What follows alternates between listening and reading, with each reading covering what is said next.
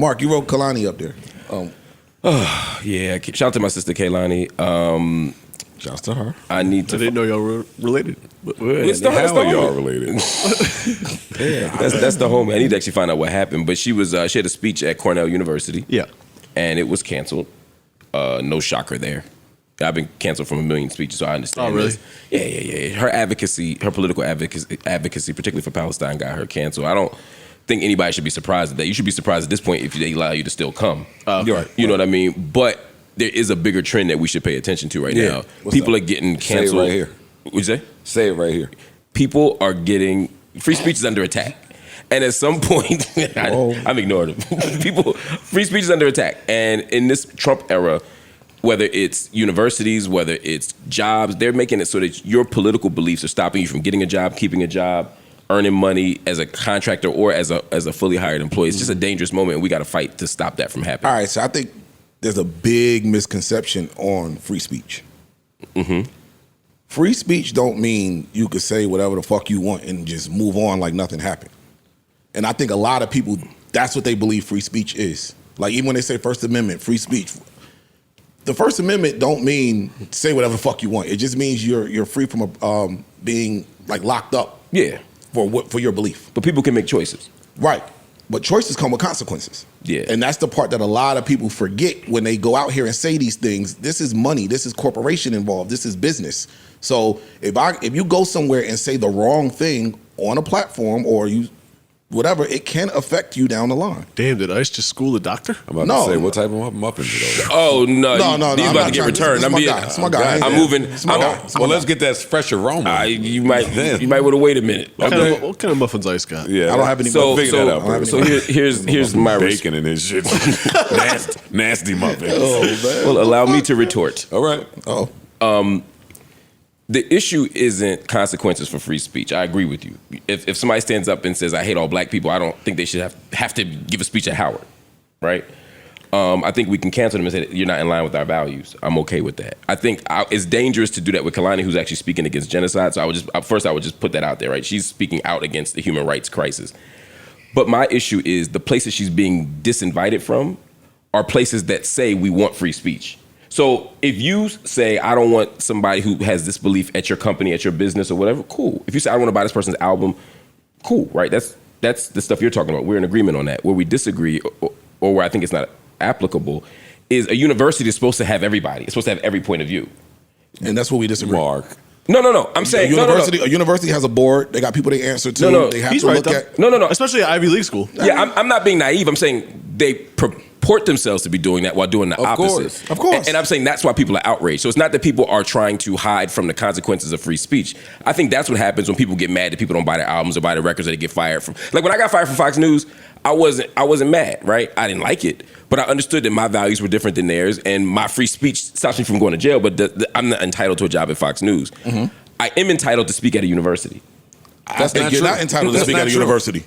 That's not true. If your message goes against, if your message can cause a problem or too much distraction or too much noise for said university, they have the right to say, hey, yo, we don't want that. So here's, I think we're talking past each other for a second. They have a right to disinvite Kehlani, sure. Yes. What I said was there's a bigger issue around free speech, which is universities are shutting down free speech, not allowing a variety of ideas to be articulated. They're firing faculty, for example, for speaking on certain issues.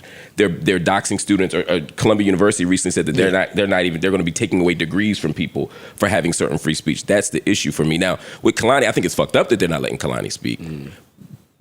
But it's actually not okay to police the discourse, right? You can't say, well, I'm only going to have people who are pro-Second Amendment and not have people who are anti-Second Amendment. And I'm going to invite all the pro-gun speakers and not, if I'm staying as a university saying we want all the ideas. Mark, but that is where ICE and I fundamentally disagree with what you're saying. We're saying in this country, what you are can 100% be different than what you say you are. Mm-hmm. And most businesses here, anyway, operate like that. Yes. What do you say to that? That universities aren't businesses.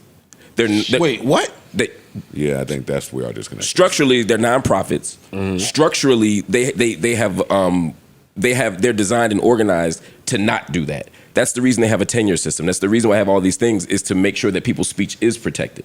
And so I'm saying, if this were a company, I wouldn't be arguing. I wouldn't be mad.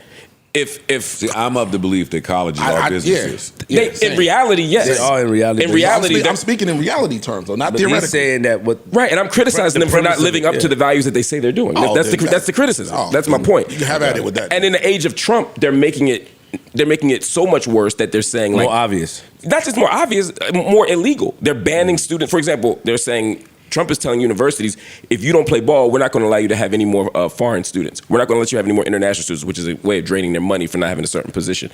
Governments are saying, for example, on the Palestine issue in particular, they're saying, if you criticize Israel, you can't get funding from us, or you can't get a grant from us. These are illegal acts. Those things are actually illegal because it becomes discriminatory. I'm with you there. I'm with you there. And that's, so for me, it's not about Kehlani, who can, that's a small issue. I'm saying that free speech is literally under attack in places where it's supposed to be the safest. In a way that it's never been before. Right. Okay. Exactly. I can agree with that. And I can agree with that. Yeah. So put the fucking muffin mix away. Oh shit! But you have a different. You like that shit. Nah, I don't care. I don't care. You have a different. You have different views on college than I do, though. Yeah. So I see it. Right. Because those are the places where I'm supposed to be the safest. In them. Well, I have no faith in them. I have no faith in them. But it's more that I work at one, and do y'all understand tenure at a university? I don't. So the whole point of tenure is, I'm a tenure professor, so I really can't be fired. After a certain number of years at a university, you go through a process and you get tenured. And once locked in. Forever. How many years is that? It's usually 7. It depends, but 7 is general, and you have to do some things to get it. If you get approved for tenure, you're tenured forever. The logic, so you still have to get approved. It's not I could do the time and be tenured. No. You have to be voted, and that's why they make it like almost like a haze. You have to publish a lot of work, or you have to have a certain teaching record. You have to prove that you're worthy. And this is amongst all colleges? Just about, with very few exceptions. But one of the things, so let me say that. The logic behind tenure initially was to protect faculty from unpopular ideas. The idea is that if I'm at a university and I want to speak out against the logic of the day, if I want to write a controversial book, or I want to make a scientific claim that's unpopular, Flat Earth. I said unpopular, not stupid, right? But but sure, fight back. But whatever it is, I can't be fired. So tenure protects me from that. So I have a safe place from which to operate. Because in the 50s, for example, during the red baiting and all the communist stuff, they were going to universities looking for the commies, and they were trying to literally fire faculty who had different politics. Is this true no matter how outrageous? Yeah. Okay. Yeah, that's the point. It could be something that we think is disgusting. People wrote, like in the 80s, the bell curve, 90s, the bell curve came out, which is basically saying black people aren't very smart, scientifically, right? But they're tenured. But the idea is, you can do to them. No. The idea, so that's what the universities are designed to protect these things. That's my point. So, but what's happening now in this era is they're also trying to get rid of tenure. They're trying to hire more people who are untenurable, the part-time professors, the graduate students, so that people can be. They found a workaround. They're finding a workaround so that they can police people's speech. So they're still not removing tenure. They're just getting people that are not eligible for it. Yeah. Right, but they're also changing it. But also, a woman, Maura Finkelstein, last year was tenured and got fired for tweets she made at Muhlenberg College in Pennsylvania. Did she have any fight? Like any type of recourse for that? They went back and forth. She actually bumped into her at the Celebrity Muslim event, and she said that they settled something, or that she decided to resign so that she wouldn't look like she got fired. But this is what I'm saying. It's just a crazy moment right now. You just said Trump is threatening to take away some of the funding. Yeah. So then what position are you in now?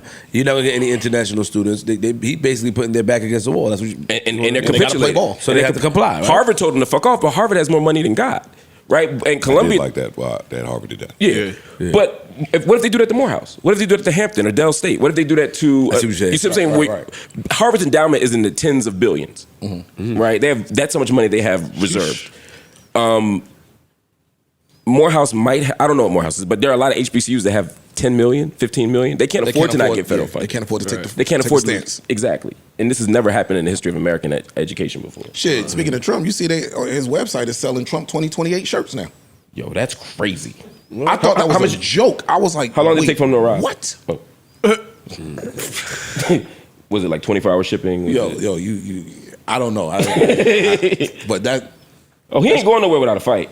That is crazy, bro. It is crazy. Harvard's endowment is $53.2 billion. Sheesh. Yeah. What? Yeah, they got different money. That's what I'm saying, and they're controlling the world. They can take the fight. Yep. Yeah. That's it. Or the stance. Yep. Got it. Neutral Budden.